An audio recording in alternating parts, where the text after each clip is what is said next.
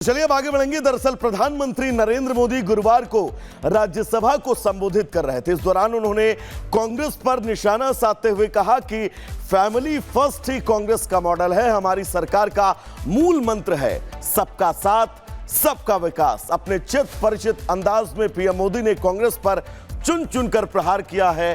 क्या कुछ कहा प्रधानमंत्री ने, सुनवाते हैं आपको।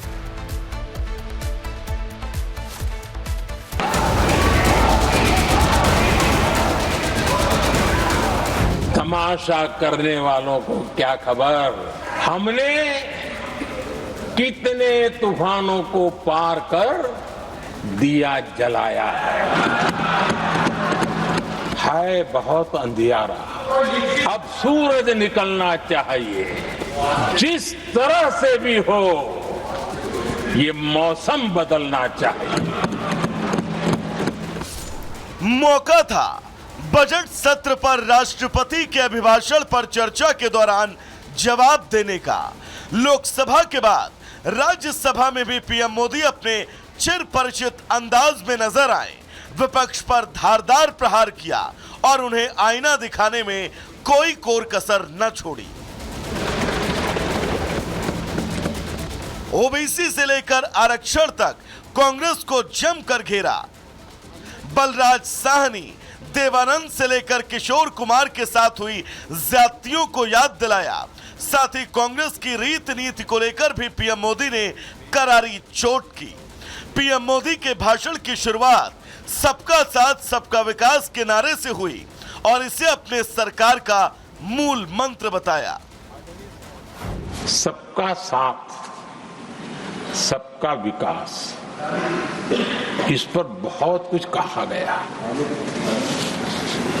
मैं समझ नहीं पाता हूं कि इसमें कठिनाई क्या है। सबका साथ सबका विकास, ये तो हम सबका दायित्व है और इसीलिए तो देश ने हम सबको यहां बैठने का अवसर दिया है।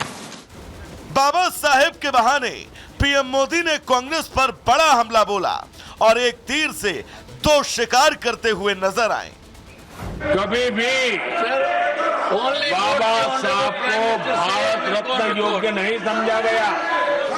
आज मजबूरन कांग्रेस को जय भीम बोलना पड़ रहा है, उनका मुंह सूख जाता है। ये कांग्रेस भी रंग बदलने में बड़ी माहिर लग रही है। पीएम मोदी ने परिवारवाद को लेकर भी कांग्रेस पर एक बार फिर से बड़ा हमला बोला और कहा कांग्रेस के मॉडल में परिवार हमेशा से सर्वोपरि रहा है। इतना बड़ा दल एक परिवार को समर्पित हो गया है। कांग्रेस के मॉडल में सर्वोपरि है फैमिली फर्स्ट। देश दूसरी बार तीसरी बार हमें सेवा करने का मॉडल बनाती है। इसका कारण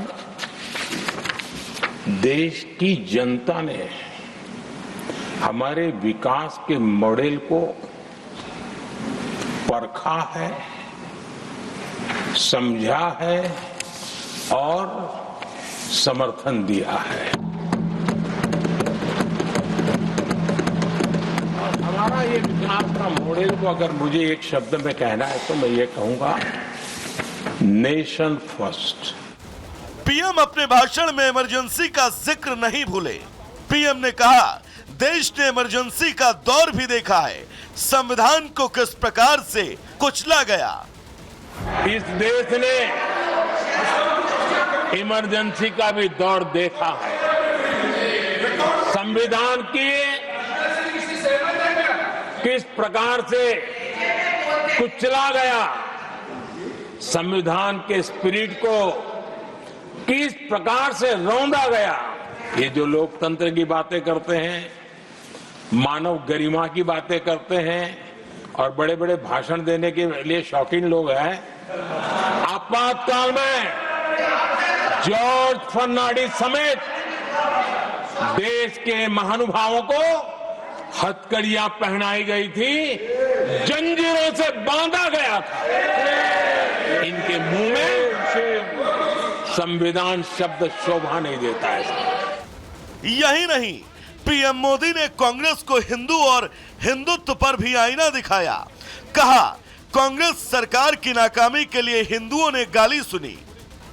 एक समाज का पूरा अपमान, विफलता सरकार में बैठे हुए लोगों की, काम न करने के सामर्थ्य बैठे हुए लोगों का, समझ शक्ति का अभाव बैठे हुए लोगों का, दिन रात भ्रष्टाचार में डूबे हुए लोगों का, और गाली पड़ी एक बहुत बड़े हिंदू समाज को। शाही परिवार के आर्थिक कुप्रबंधन और गलत नीतियों के कारण पूरे समाज को दोषी ठहराया गया और दुनिया भर में बदनाम किया गया। आपको बता दें कि बजट सत्र के दौरान कांग्रेस ने जमकर मोदी सरकार को घेरा, तरह तरह से बजट की आलोचना की, जिसका पीएम मोदी ने चुन चुन कर बदला लिया। Bureau report, Republic Bharat. तो प्रधानमंत्री नरेंद्र मोदी के राज्यसभा में दिए गए भाषण को लेकर अब लगातार सियासत शुरू हो चुकी है।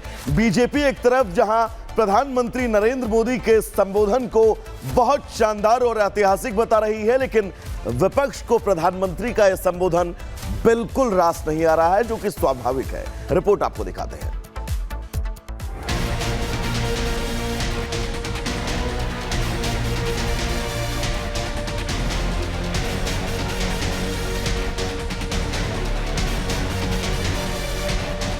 कांग्रेस के कालखंड में तुष्टीकरण, हर चीज में तुष्टीकरण, जितना काम हमारे कार्यकाल में हुआ है, हमारी सरकार के द्वारा हुआ है, इतना पहले कभी नहीं हुआ।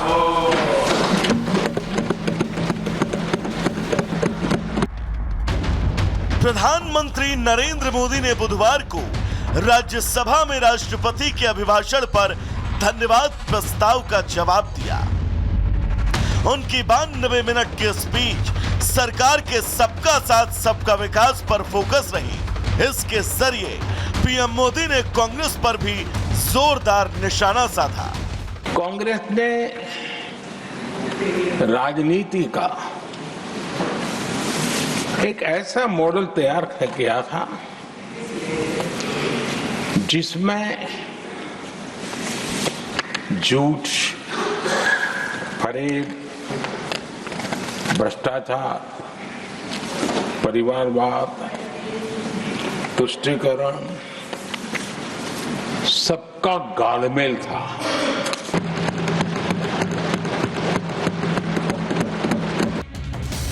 पीएम ने अपने भाषण में बाबा साहेब, आरक्षण, यूसीसी, आदिवासी, दिव्यांग, ट्रांसजेंडर, नारी शक्ति और इमरजेंसी का जिक्र किया।